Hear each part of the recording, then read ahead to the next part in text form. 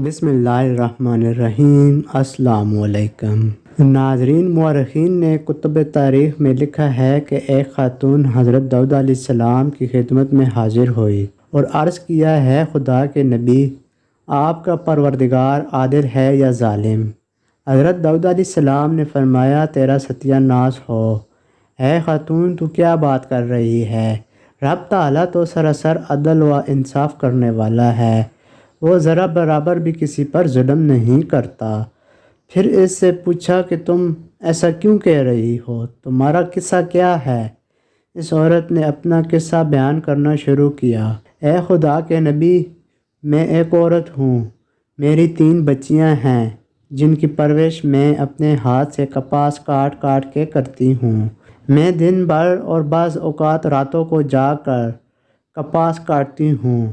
گزشتہ روز میں اپنا کاٹا ہوا کپاس ایک سرخ کپڑے میں باندھ کر اسے بیچنے کے لیے بازار جانا چاہتی تھی تاکہ اس کی آمدنی سے بچیوں کے کھانے پینے کا بندوبست کروں، لیکن اچانک ایک پرندہ مجھ پر ٹوٹ پڑا اور سرخ کپڑے کا ٹکڑا جس میں نے کپاس باندھ رکھا تھا اسے گوشت کا ٹکڑا سمجھتے ہوئے لے اڑا۔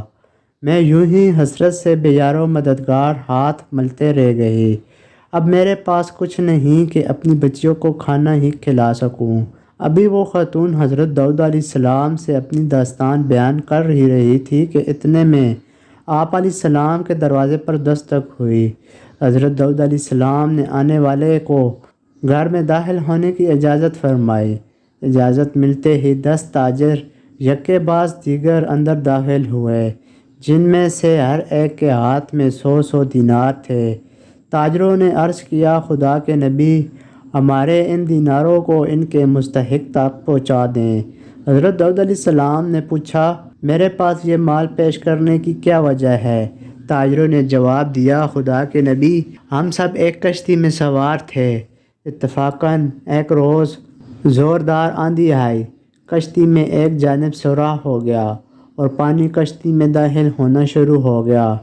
موت ہمیں سامنے نظر آ رہی تھی۔ ہم نے نظر مانی کہ اگر اللہ تعالیٰ ہمیں اس طوفان سے نجات دے دے تو ہر ایک شخص 100 دینار صدقہ کرے گا۔ اب پانی کشتی میں تیزی سے داخل ہونے لگا۔ ہمارے پاس کوئی ایسی چیز نہ تھی جس سے اس سوراخ کو بند کر سکے۔ ادھر ہم نے نظر مانی، ادھر رب تعالیٰ نے ہماری مدد کا بندوبست کر دیا۔ ایک بہت بڑا پرندہ منڈلاتا ہوا کشتی کے اوپر آ گیا۔ اس کے پنجے میں ایک سرخ رنگ کی پوٹلی تھی۔ اس نے دیکھتے ہی پوٹلی کشتی میں پھینک دی۔ ہم نے لپک کر اس پوٹلی کو پکڑا، اس میں کاٹا ہوا کپاس تھا۔